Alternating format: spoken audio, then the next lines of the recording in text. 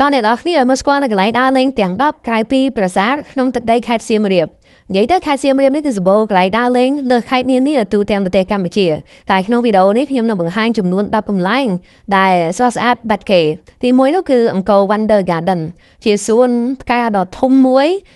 ដែលការដេក័រហ្នឹងគឺពោពេញទៅដោយការច្នៃប្រឌិតខ្ពស់ស្រស់ស្អាតជាងគេជាឋានសួគ៌សម្រាប់មនុស្សស្រីហើយទី2 Thames Gallery ដែលជាកន្លែងដាក់តាំងនៅសម្ភារៈបុរាណវត្ថុបុរាណដែលជាទំនៀមទម្លាប់និងវប្បធម៌របស់យើងកាលពីជំនាន់មុនទី3បាគងភូមិខ្ញុំជាកន្លែងសាក់ថ្មដ៏ស័ក្តិសមមួយហើយជាមួយនឹងបរិយាកាសធម្មជាតិបៃតងមានការបាញ់ផ្សែងទឹកហុយលាយឡំជាមួយនឹងបរិយាកាសបែបផ្សាយចំការធ្វើឲ្យយើងមកនៅទីនេះហើយគឺអត់ចង់ទៅវិញទេទី4កំពង់ភ្លុកឬក៏ចុងគ្នាជាសហគមន៍នៅផ្ទះលើទឹកនិងផ្ទះបណ្ដែតទឹកដែលផ្ដល់នៅចំណីចក្ខុដ៏ប្លែកភ្នែកប្លែកអារម្មណ៍មែនទែនអ្នកនរគ្នាធ្លាប់បានមកលេងហើយនៅទី5សារមន្ទីរជាតិអង្គរ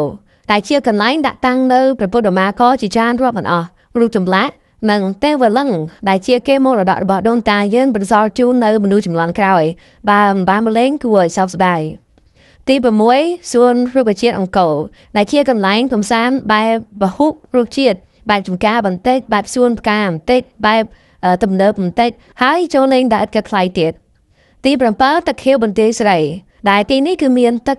ពណ៌ទឹកហ្នឹងគឺដូចបឹងមួយដែលខ្ញុំធ្លាប់ឃើញនៅក្នុងប្រទេសស្វីសអញ្ចឹងនិយាយទៅស្អាតប្លែកដាច់ពីគេមកទី8សារមន្ទីរសង្គ្រាមដែលជាកន្លែងបបោផ្ដុំនៅសភាវុធគ្រាប់បាយគ្រាប់ទូនិងរថក្រោះច្រើនប្រភេទសម្បីតែយន្តហោះអធម្មភេទជាអីហ្នឹងក៏មានដែរទី9ទឹកធ្លាក់ភ្នំកូលែមដែលកំពុងតែជះមុនស្នេហ៍តាក់ទាញនៅមនុស្សគ្រប់ជាតិសាសឲ្យមកលេង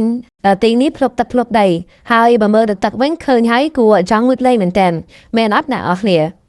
និងកន្លែងទី10ភ្នំក្រោមដែលអ្នកទាំងអស់គ្នាអាចជិះយានជំនិះឡើងមកដល់លើនេះគយគន់នៅផ្ទះអ្នកភូមិទឹកទន្លេដែលកន្ទុយភ្នែកថែមទាំងអាចមើលថ្ងៃលិចបានទៀត